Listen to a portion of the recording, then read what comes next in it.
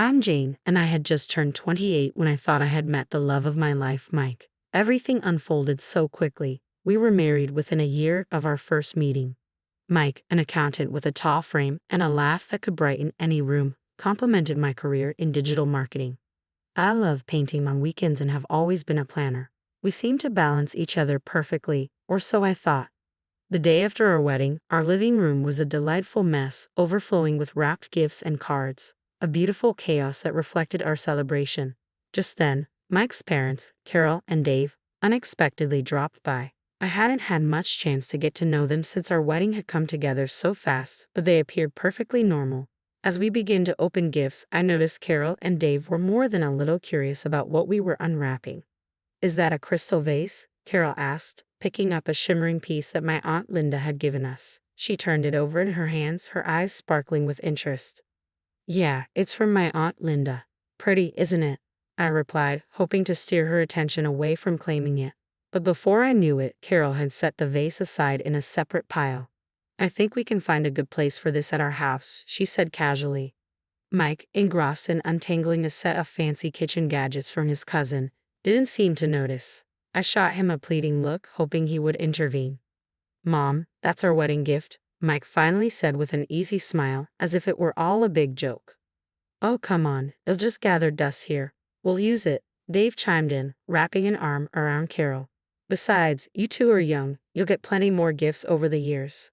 I tried to laugh along, but it felt off. "Actually, I think it would look great in our foyer," I said, attempting to reclaim it without making a scene. Carol glanced at me, her expression a mix of surprise and annoyance. "Jane, you need to learn to share. We're family now, and families help each other out," she said firmly, as if imparting some kind of lesson. Catching the rising tension, Mike quickly jumped in. "Let's not worry about this now. We've got plenty of gifts, right, Jane?" I nodded, biting back my frustration. Yet as they continued to sift through the gifts, setting aside a few choice items for themselves, that uncomfortable feeling settled deeper in my stomach. It felt like I was watching strangers claim pieces of my life as their own, and Mike simply let it happen.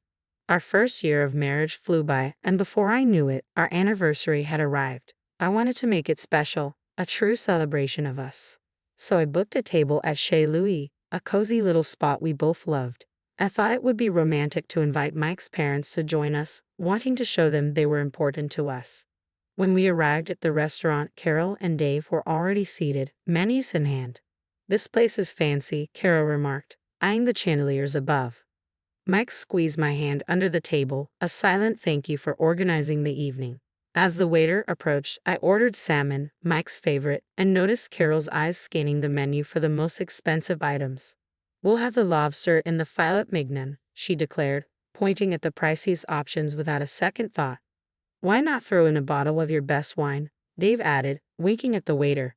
I felt my smile stiffen. "Quite the celebration, huh?" I tried to keep my tone light. "It's a special night," Mike said with a shrug. "Let's not think about the cost." While the conversation was generally light-hearted, I couldn't shake the feeling that Carol and Dave were indulging like it was their last meal, almost oblivious to the hefty bill that would soon arrive. As we ate, I was consumed by a sense of being taken advantage of. It wasn't about the money, not really, it was the principle. This was our anniversary, and it felt as if it was being hijacked.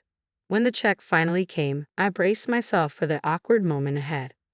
I noticed Mike's eyes widen for a moment, but he quickly regained his composure and handed his card to the waiter. As we left the restaurant, Carol linked her arm through mine. "You know, Jane, this was lovely. We should do it again next year," she said, a satisfied smile on her face. With Thanksgiving approaching, the holiday season was just around the corner. Mike and I had started decorating our home, blending warm fall colors with early Christmas cheer. It felt cozy, like a place you'd want to return to after a long day. One evening, while we were stringing lights around the living room windows, Mike's phone pinged with a message. He read it and chuckled. "Oh, my parents are ahead of the game. They've already sent their Christmas wish list." I paused, untangling a set of lights, and looked up. "A wish list?" "Yeah, they send one every year. It helps with shopping," he explained, scrolling through his phone. Curiosity got the best of me. "So, what's on this famous list?" Mike hesitated for a moment before handing me his phone. The list was extensive: top-tier electronics, designer clothes, luxury items that seemed completely unnecessary. I scrolled through in disbelief. "They can't be serious," I exclaimed. "This is a lot." Taking back his phone, Mike shrugged. "They like the good stuff. What can I say?" I was at a loss for words. A knot formed in the pit of my stomach. Mike's birthday was also approaching, and I had been eagerly planning to gift him the watch he had been eyeing for months. Now, it felt as if any gift I gave would be overshadowed by this extravagant list. When it came to making our own lists, I couldn't shake the feeling of pettiness. "Maybe we should just ask for charitable donations in our name," I suggested half-heartedly. Mike laughed. "Good one. But seriously, what do you want? You need a new laptop, right?" As the holidays rolled around, I bought Carol and Dave a nice coffee maker, not too fancy but practical. In return, they gave me a set of scented candles. They were lovely, but the contrast was stark. I didn't say anything. Mike seemed pleased with the expensive drone they gifted him, but the unspoken rule was clear. We were expected to give lavishly and receive modestly. It didn't feel right, but I held my tongue, wrapping gifts and plastering a smile on my face for the holidays.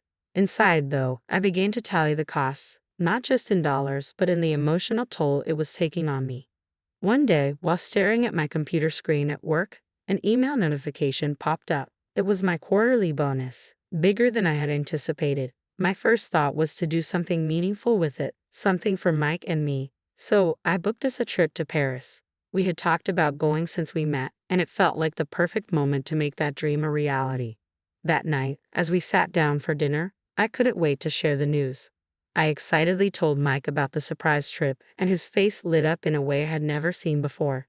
"Paris? Really, babe? That's amazing," he exclaimed, jumping up to kiss me. I was basking in the joy of the moment when his phone rang. It was his mom. I could see the change in his expression immediately. "Yeah, she booked us a trip to Paris," he said into the phone, and I instantly regretted not asking him to keep it quiet for a little while longer. As he listened, his enthusiasm slowly waned. I know, you've always wanted to go," he trailed off, looking at me with a pained expression. My heart sank. After hanging up, a heavy silence enveloped us. "They want to come with us," he said finally, almost as if seeking my approval. I froze, my fork hovering midair. "To Paris with us?" I asked, trying to keep my voice steady. "Yeah, they said they've never been and have always wanted to go," Mike explained, running a hand through his hair. "I think we should take them." Suddenly, the room felt too small. "It's supposed to be for us, Mike, our trip," I said, feeling the tightness in my chest. He didn't respond right away. "I know, but they're getting older, and I feel bad. They've done so much for me." I thought about all the one-sided gift exchanges, the anniversary dinners, and every little thing that had accumulated over the past year. "But this is our time," I insisted, my voice firm. "We can plan a trip with them another time. This bonus is for us." Mike let out a deep, frustrated sigh. "They won't understand that. You know how they are. And you know how hard I've worked for this." I spoke the words like stones lodged in my throat. "I want us to enjoy it together, just us, like we planned." After a moment of silence, he finally relented. "Okay, we'll tell them some other time might work better." But when the moment came to break the news, Mike hesitated. "Look, maybe we can all go together next year," he suggested, but Carol was having none of it. "Why next year? We can afford it now," she retorted over the speakerphone, her voice tinged with disappointment. I could no longer hold back my frustration. "Because this trip is for us, Carol. Mike and I need this time together," I said, my voice rising. There was a pause before she replied, "Well, that's very selfish of you, Jane. Very selfish indeed." After the call, the air between Mike and me was thick with tension. I could tell he was torn, but I was resolute. Paris was meant to be a dream trip for just the two of us, and I wouldn't let that dream slip away. In the following days, Mike became a shadow in his own home, leaving early for work and returning late. Our conversations dwindled to monosyllables. Dinner's in the oven, I would call out when I heard the garage door open, my voice echoing off the empty walls. "Thanks," he'd reply, the word hanging between us like a ghost. I missed him, missed us. I longed for the easy days when we would dream together on the couch, our plans and laughter intertwined. I yearned to reach out to him, to break through the invisible barrier that had formed after our argument about Paris. But every attempt felt like trying to speak through thick glass. I could see him, but I couldn't connect. One particularly difficult evening, I found myself sitting across from Mike at the dinner table. the sound of his fork scraping against the plate cutting through the heavy silence. I cleared my throat. Mike, this can't go on, I began, my voice barely above a whisper, fearful of shattering the fragile peace between us. We need to talk about what happened. We can't let this silence become our new normal. Mike continued eating, his expression unreadable, until he finally set down his fork. It was a sign I had his attention, even if just for a moment. What do you want me to say, Jane? He asked, a hint of wariness seeping through his words. I want to understand why you're taking this so hard. It feels like you're choosing them over me, I replied, hurt evident in my tone. He sighed, folding his hands in front of him. They're my parents, Jane. They've always dreamed of going to Paris. And what about our dreams? I pressed, frustration bubbling up inside me. What about our plans? Mike ran a hand through his hair, a gesture of exasperation that had become all too familiar. I know, he said, and for a brief moment, I caught a glimpse of the man I married, conflicted and torn, but not indifferent. It's just, they've always been there for me. I feel obligated. But where does that leave us, Mike? I leaned forward, desperate to catch his eye. What about our marriage? He hesitated, and in that pause, fear washed over me. What if we weren't as solid as I had believed? What if the foundation we built was more like sand, easily eroded by the tide of his parents' needs? It's supposed to be us against the world, Mike, not me against you and them, I said quietly, my voice steady despite the emotions swelling inside me. He looked at me, really looked at me, and I could see the conflict warring within him. I know, Jane. I just don't know how to make everyone happy. And then it hit me with sudden clarity. That's just it. We can't always make everyone happy, but we made vows to each other, Mike. Doesn't that count for something? He nodded slowly, his gaze lingering on the table before finally meeting mine. It does. It counts for a lot. The rest of the meal passed in contemplative silence, a welcome change from the strained quiet that had become our norm. It felt as if my words had planted a seed, or perhaps nurtured one that had been dormant within Mike all along. As the morning sun poured in through the windows, I noticed that the warmth it usually brought seemed to have no place in our home today. I woke up to an eerie stillness. The other side of the bed lay untouched from the night before, and the emptiness of the house felt like a heavy blanket, suffocating in its silence. Rubbing the sleep from my eyes, I reached for my phone, expecting the usual void of messages that had taken residence in our home. Instead, my screen lit up with a flood of notifications, each one from my bank. A lump formed in my throat as I scanned the details. Multiple transactions, including airline tickets and hotel bookings in Paris, all made while I was asleep. The timestamps on the emails revealed that the flight had left hours ago. Mike and his parents were already on their way to Paris, using my hard-earned bonus to fund a trip I was meant to be on. Disbelief morphed into anger, and then a crushing sense of betrayal settled in. I sat there, the phone heavy in my hand, as the reality sank in. Mike had access to my account. I had trusted him implicitly, never imagining he would betray that trust. Yet here it was, stark in black and white, a digital paper trail of deceit. I couldn't breathe, couldn't think. The one person I had believed would stand by me had chosen his own comfort over our relationship. Memories flooded back, reminding me of all the little signs I had brushed aside, all the excuses I had made for him and for us. With trembling fingers, I dialed his number, fully aware he wouldn't answer, not with the time difference and not with my previous ultimatum ringing in his ears. Mike, I began, only to be met by the cheerful beep of his voicemail, which felt almost mocking. I saw the charges. You took your parents to Paris with my bonus. I don't even know what to say, but I hope it's worth it. I hope it's worth everything. The house felt even emptier after the call, the walls closing in on me under the weight of everything left unsaid, and now perhaps never to be spoken. I sat at the kitchen table, the silence a stark contrast to the chaos raging within me. They had left just like that, with no regard for me or the life we were supposed to be building together.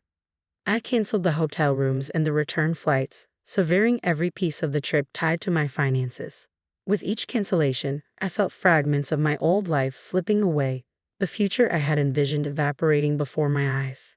By the time I finished, there was nothing left to do but act. I contacted the bank and revoked Mike's access to my accounts, feeling the terrifying yet liberating finality with each click. The man I had married, the family I had tried to be a part of, they were all strangers now. Strangers who had used me, seeing my generosity as something to exploit rather than cherish. I packed my bags with a robotic efficiency, each item a reminder of a dream I had to put away. There was no going back from this. No gentle words or apologies could mend the rift his betrayal had caused. Mike had chosen his path, and in doing so, he had set me on mine. The ring I had once worn with pride lay cold and heavy in my palm. I set it down on the counter, its sparkle mocking me in the morning light. With one last look at the life I was leaving behind, I closed the door on the house that had never truly felt like home.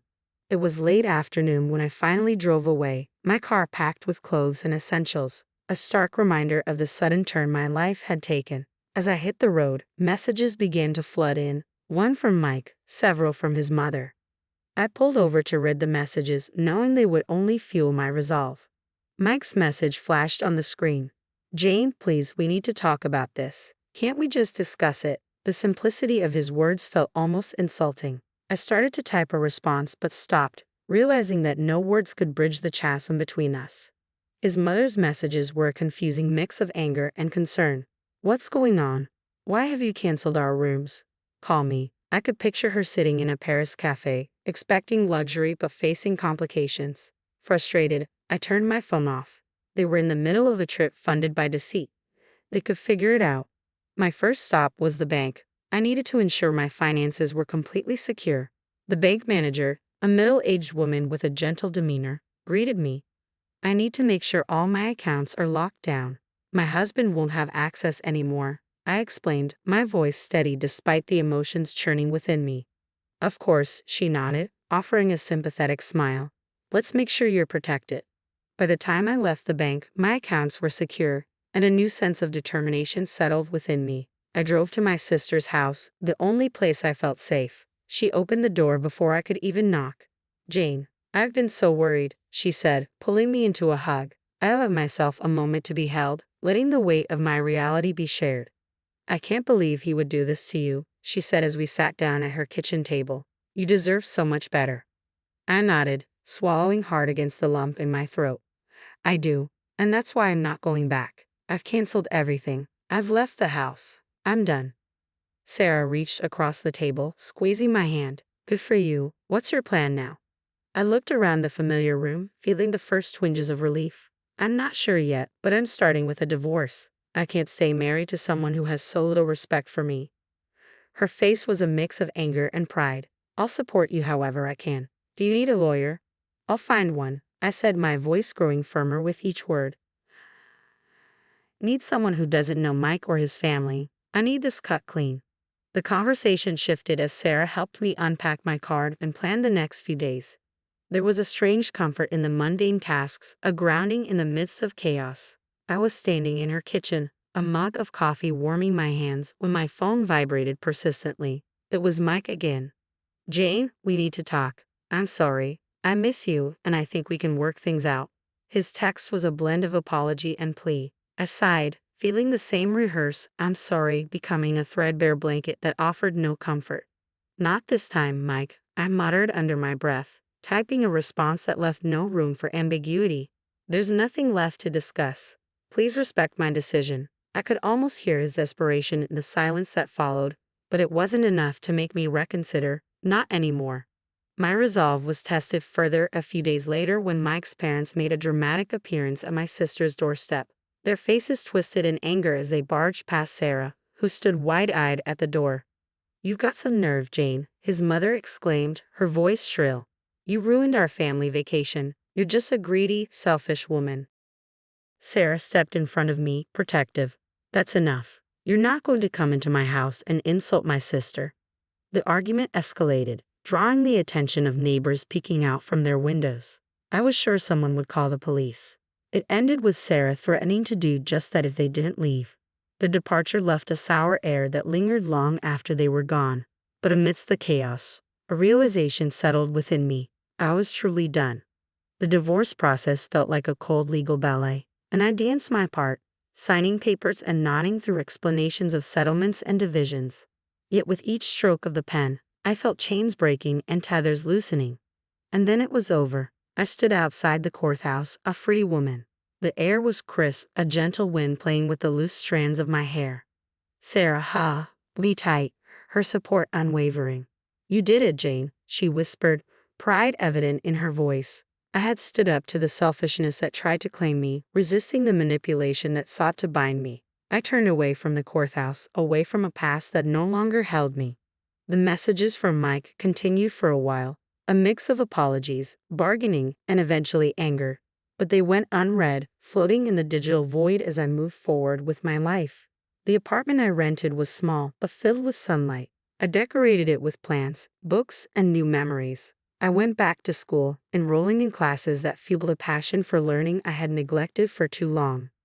One quiet evening, as I sat on my little balcony with a cup of tea in hand, I deleted Mike's number from my phone. I was free to heal, free to grow, and most importantly, free to be unapologetically me.